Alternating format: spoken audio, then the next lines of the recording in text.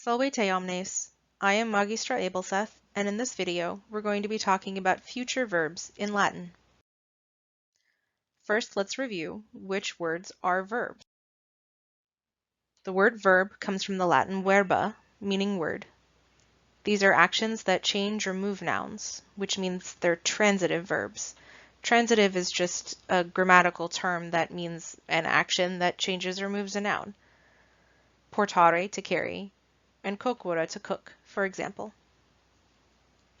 Verbs can be actions that happen without changing or moving anything, and in that case, the grammatical term for that is intransitive. These would be words like ambulare, to walk, vocare, to call, appellare, to name, legere, to read. Verbs can also be actions that link two or more parts of a sentence, in which case they're called linking verbs. Esse, to be, is the most common linking verb. Verbs have specific qualities. First, person, who does the action. Then number, how many persons are doing the action. Tense, when the action happens. Voice, how the action impacts the sentence. Mood, what kind of information is being presented. And then there's this thing called a participle, which is an action that describes a noun. In this video, we're going to be focusing on person, number, and tense.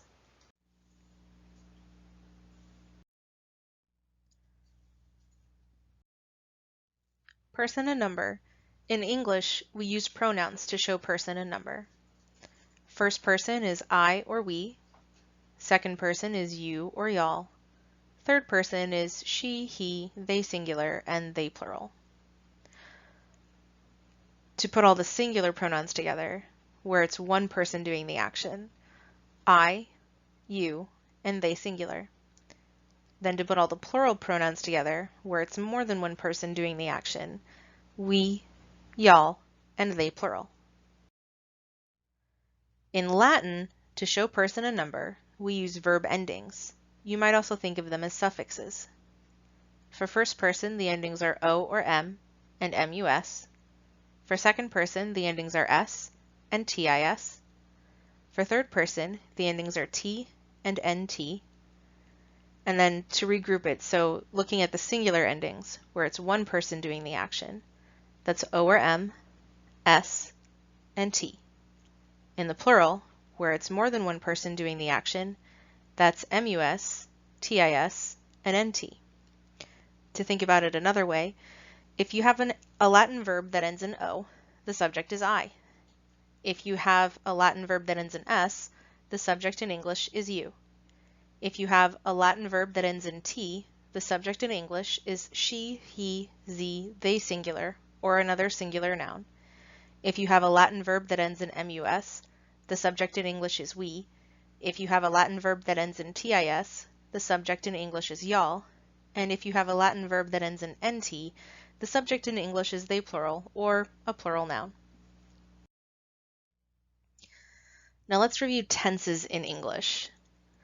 In the past tense, we might have an ongoing past tense, I was verbing. A complete or simple past tense, I verbed or I have verbed. Or an emphatic past tense, I did verb, I had verbed. In the present, we might have an ongoing present tense, I am verbing. Or a complete or simple present tense, I verb. Or an emphatic present tense, I am verbing. In the future, we might have an ongoing future tense, I will be verbing, a complete or simple future tense, I will verb, or an emphatic future tense, I will verb. In this video, we're just going to be focusing on the future. Now let's review tenses in Latin.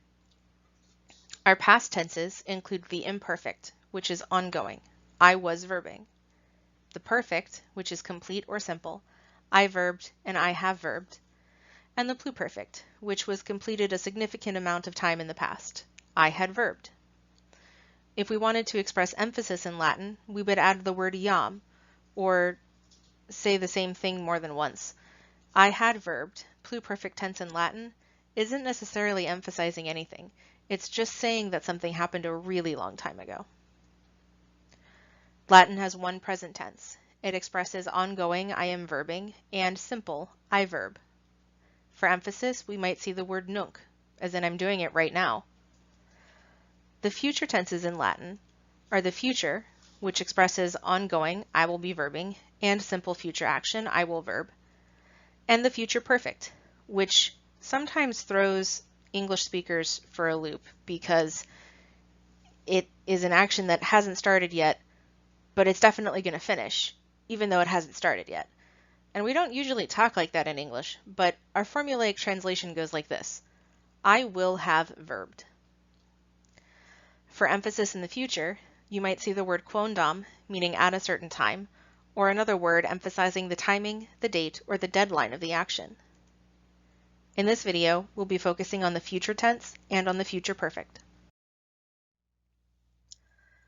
We're going to start with the future perfect because it's simpler in Latin, even though it's a little bit weird in English.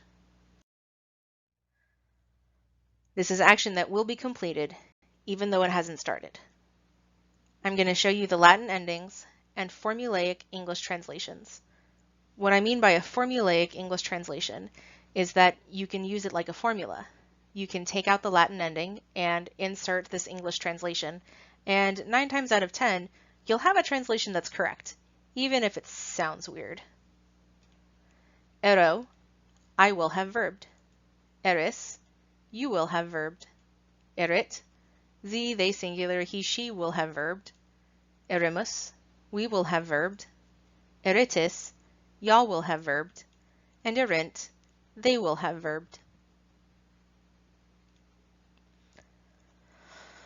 So, a thing to keep in mind.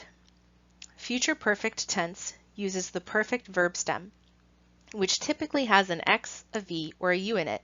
It's the third principal part. Here are some examples. Porto, I carry, I am carrying. That's present tense. Portauero, I will have carried. See the V before the ero? Tenetis, y'all hold, y'all are holding. That's present tense. And tenu eritis, y'all will have held. See the U in front of the eritis?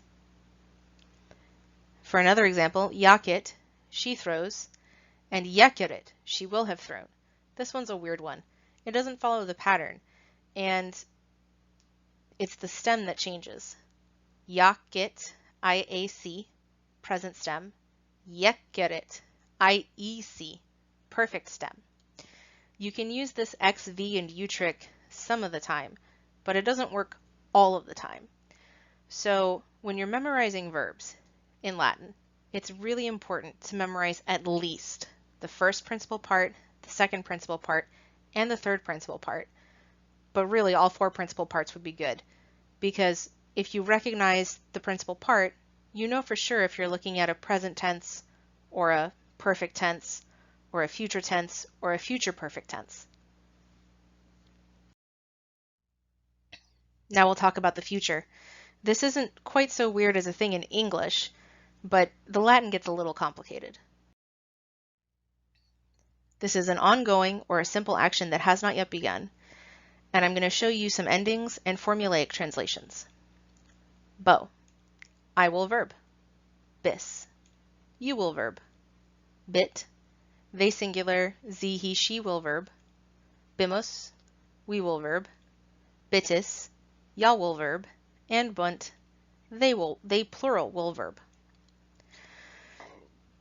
Here's the thing you have to remember. These endings are only used for first conjugation verbs and second conjugation verbs. First conjugation verbs have a first principal part that ends in O and a second principal part that ends in ARE. Second conjugation verbs have a first principal part that ends in EO and a second principal part that ends in ERE. Here are some examples. Ambulo, ambulare. O, ARE, first conjugation. Ambulabo, I will walk. Teneo, tenere. EO, ERE, second conjugation. Tenebis, you will walk. Porto, portare. O, A-R-E, first conjugation. Portabit, she will carry. Sereo, sedere.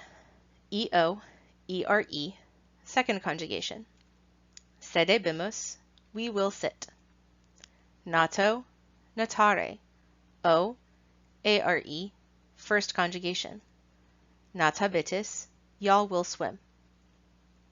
Habeo, habere. E-O, E-R-E, second conjugation. Habebunt, they will live. All right, here's where it gets complicated. There's a different set of endings for third conjugation, third IO conjugation, and fourth conjugation. I will verb. S, you will verb. Et, they singular. Z, he, she will verb. Emus, we will verb. Etis, y'all will verb. And ent, they plural will verb. So these endings are used for third conjugation verbs, third IO conjugation verbs, and fourth conjugation verbs. Third conjugation verbs have a first principal part that ends in O and a second principal part that ends in ERE. Third IO conjugation verbs have a first principal part that ends in IO and a second principal part that ends in ERE. And fourth conjugation verbs have a first principal part that ends in IO and a second principal part that ends in IRE.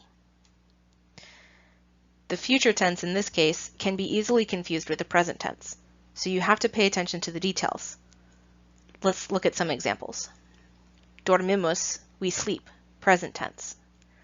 Dormiremos, we will sleep, future tense. The only difference is the presence of the letter E in the future tense. Yakis, you throw. Yakies, you will throw. Again, the only difference is that E. Regit, she rules, and reget, she will rule. Again, it's just that one vowel, an E instead of an I.